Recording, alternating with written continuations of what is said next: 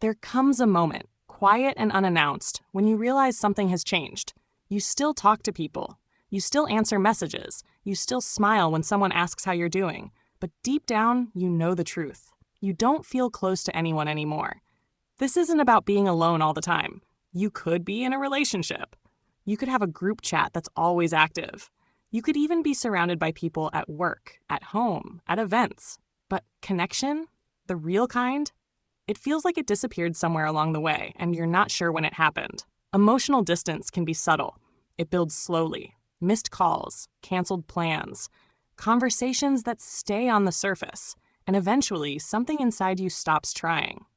You start pulling back. Just a little at first, then more.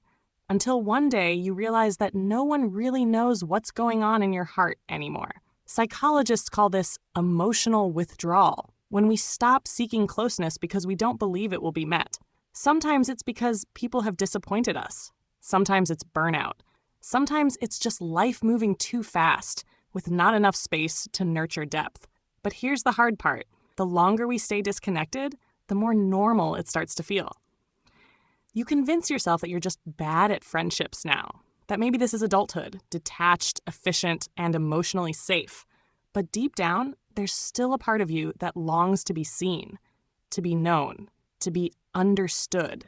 If you've ever said to yourself, I don't feel close to anyone anymore, you're not broken. You're not the only one. And you're not beyond repair. We live in a time where surface connection is everywhere, but soul connection is rare. What you're craving isn't needy, it's human.